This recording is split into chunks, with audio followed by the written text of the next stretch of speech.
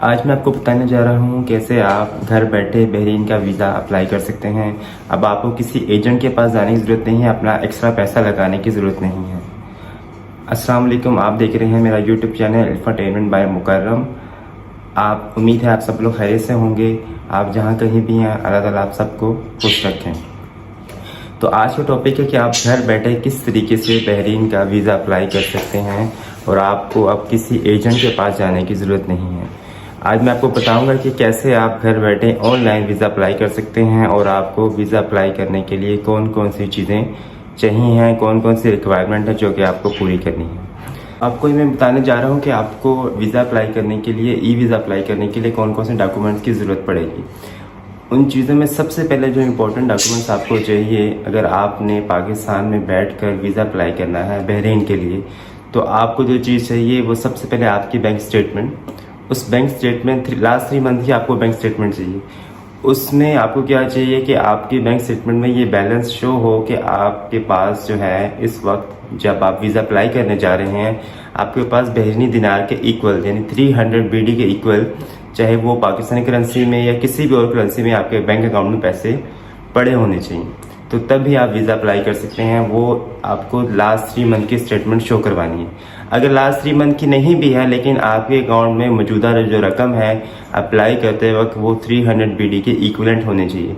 जैसे अगर हम आजकल देखते हैं वीज़ा अप्लाई करने के लिए जो बहरीन करेंसी का रेट पाकिस्तानी करेंसी रेट से चल रहा है तकरीबन 570-80 के दरमियान चल रहा है, यानी कि आपके अकाउंट में पाकिस्तान के मुताबिक कम से कम 1,80,000 1,90,000 रुपये अकाउंट में मौजूद होने चाहिए कि आप वीज़ा अप्लाई कर सकें। सबसे पहले जो चीज़ है वो आपको बैंक स्टेटमेंट चाहिए।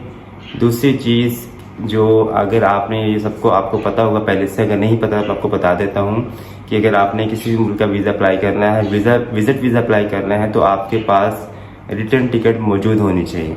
रिटर्न टिकट आपने सबसे पहले लेनी है। इसका भी एक तरीका है कि अगर आप रिटर्न टिकट नहीं लेना चाहते तो आप किसी भी जो हमारे एजेंट होते हैं, टिकट लगाने वाले ट्रैवलिंग एजेंट होते हैं, वो आपको एक डमी टिकट दे देते हैं।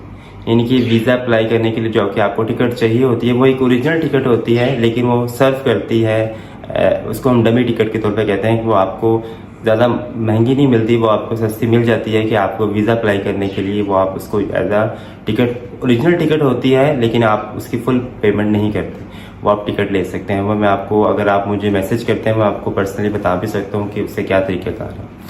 एक आपको बैंक स्टेटमेंट चाहिए, ठीक है, जिसमें इक्विवेलेंट 300 BD आपका बैलेंस पड़ा हो। दूसरा आपके पास रिटर्न टिकट होनी चाहिए। और तीसरी जो चीज़ जो सबसे इम्पोर्टेंट है कि अगर आपने बहरीन आना है तो आपके पास सबसे पहले बहरीन में बुकिंग, यानी कि आपके पास होटल की बुकिंग होनी चाहिए।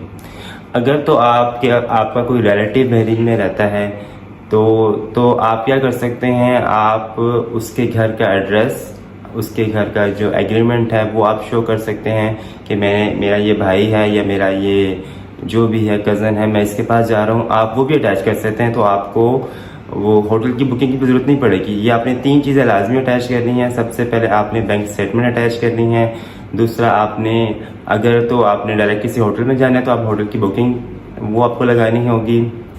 और अगर आपके पास वो नहीं है तो आपका कोई रिलेटिव, कोई भाई, कोई आपके अंकल वगैरह बहरीन में रहते हैं तो आप उनसे कहें कि वो आपको उसका एग्रीमेंट दे दें, वो आप उसके एग्रीमेंट की कॉपी भी अटैच कर सकते हैं। या एक और ऑप्शन आती है जिसमें आपने अदर डॉक्यूमेंट्स, यानी कि आपने अपनी एलिजिबिलिटी को ज़्यादा स्ट्रॉन्ग बनाने के लिए जो भी आपने डॉक्यूमेंट्स अटैच करने हैं, यानी कि अगर आपने उस शख्स जो कि आपका रिलेटिव बहरीन में रहता है, आपने उसकी CPI यानी कि जो आइडेंटिटी कार्ड होता है, आप उसकी कॉपी भी लगा सकते हैं।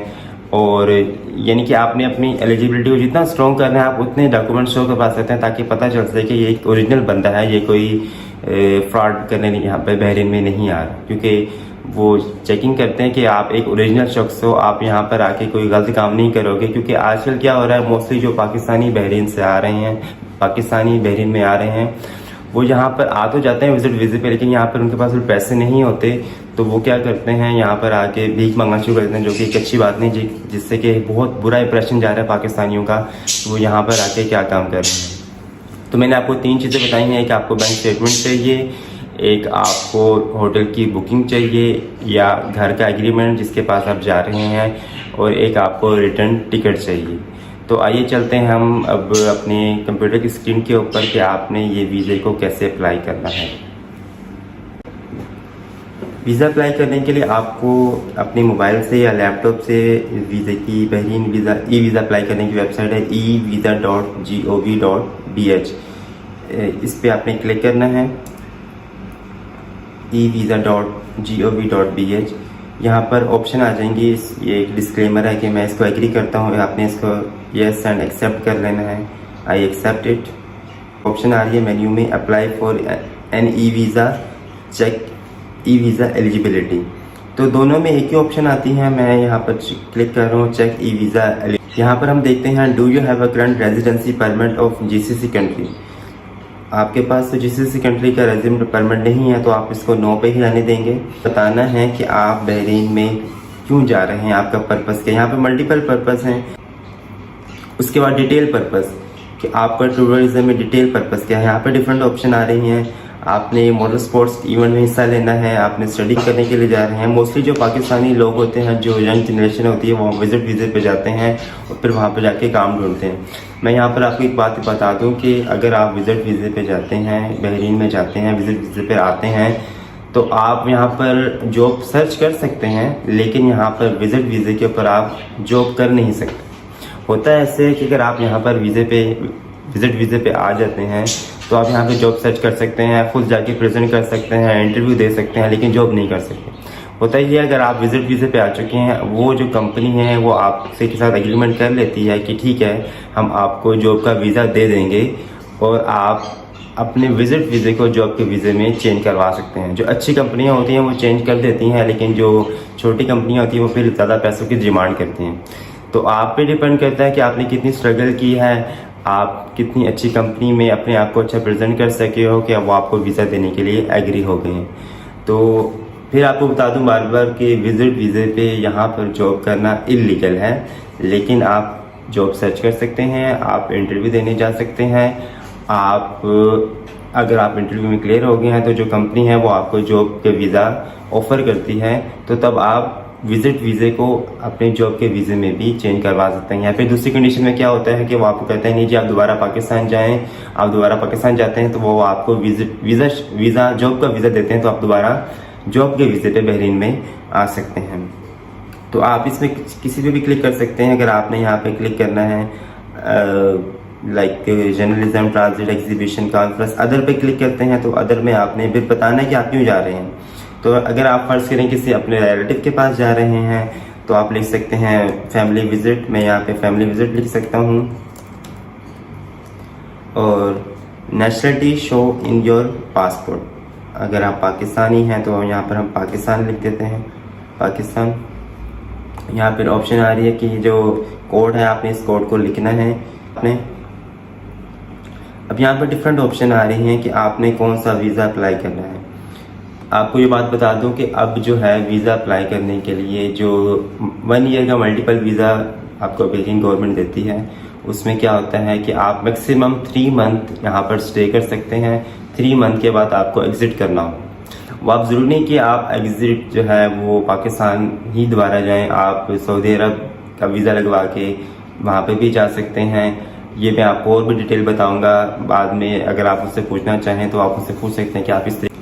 तो यहाँ पर हम देखते हैं visit visa single entry, visit visa 1 year, visit 1 year visa, visit 1 year वीज़े पे आपने क्लिक करना है। यहाँ पे लिखा हुआ है इंटरनेट, मैक्सिमम स्टे 90 डेज। आप 90 डेज यहाँ पे मैक्सिमम स्टे कर सकते हैं 1 ईयर वीज़े के ऊपर। 90 डेज के बाद आप, इसको हम कहते हैं multiple visa, multiple entry visa, कि आप पाकिस्तान जा सकते हैं, दोबारा आ सकते हैं। ये 1 साल का वीज़ा होता है। आप 1 साल के अंदर जितनी दफ़ा मर्जी पाकिस्तान जा सकते हैं, आ सकते हैं, आपका वीज़ा लगा रहेगा। लेकिन आप मैक्सिमम 30 डेज यहाँ पे स्पेंड कर सकते हैं, उससे ज़्यादा यहाँ पे नहीं गुजार सकते। यहाँ पे मैं अप्लाई करता हूँ इंटरनेट अप्लाई नाउ पे मैंने क्लिक किया है। तो यहाँ पे हमसे पूछता है कि ये ऑफिशियल वेबसाइट है ये बहरीन गवर्नमेंट की, आपने इसको एग्री कर लेना है, सी टर्म एंड कंडीशन को। ये कोई इतनी खास चीज़ें नहीं है,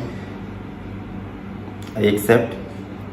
यहाँ पर आपने सारी डिटेल अपनी मेंशन करनी है, पासपोर्ट नंबर, नेशनलिटी, आपने उसकी मेंशन करनी है। अगर आप अपने लिए वीज़ा अप्लाई करें तो आपने अपनी सारी डिटेल यहाँ पर मेंशन करनी है।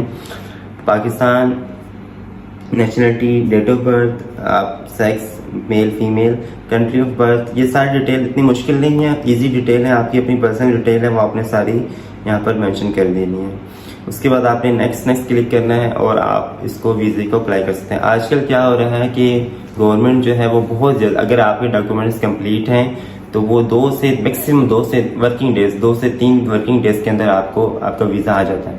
इसकी फ़ीस कितनी है, यहाँ पर इसकी फ़ीस सबसे पहले अप्लाई करने की 4BD फ़ीस है। कि 4BD यानी कि 4 बहरीनी दिनार वो आपसे लेते हैं। ऑनलाइन या आप क्रेडिट कार्ड या डेबिट कार्ड के ज़रिए पे कर सकते हैं। और अगर आपका वीज़ा लग जाता है तो आपको 40BD और पे करने पड़ते हैं। अगर आपकी कोई वीज़े में कोई डॉक्यूमेंट्स कंप्लीट नहीं है तो आपसे कहते हैं कि ये डॉक्यूमेंट्स आप अटैच करें। और अगर आप बिल्कुल भी एलिजिबल नहीं हैं तो फिर ये आपके ने जो अप्लाई करने के लिए 4BD लगाएं ये सिर्फ ज़ाया होंगे। बाकी जो 40BD है वो आपको नहीं पे करने पड़ेंगे, क्योंकि वो उसी टाइम पे करने हैं जब आपका वीज़ा, आपकी डॉक्यूमेंट्स कंप्लीट हैं और आप फुली एलिजिबल हो। तो तब वो आपको ईमेल करते हैं कि आप एलिजिबल हैं, आप मज़ीद 40 दिनार यानी कि 40BD आप और पे करें, आपको वीज़ा मिल जाएगा।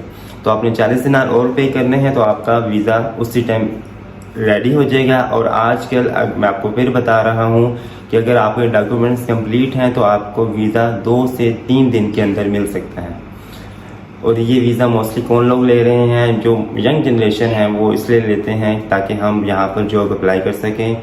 बहरीन, गल्फ़ कंट्री में जॉब करने से आपको एक अच्छा एक्सपीरियंस मिलता है। लेकिन मेरा ये मशवरा है कि अगर आप यहाँ पर जॉब करना चाहते हैं तो आप यहाँ पर 1-2 साल लगाएं, यहाँ पर आप जॉब एक्सपीरियंस हासिल करें। तो आप ज़रूर किसी यूरोपियन कंट्रीज़, मोस्टली जो लोग आजकल जा रहे हैं, UK जा रहे हैं, कनाडा का वीज़ा लगवा रहे हैं, वहाँ पर आप जा सकते हैं।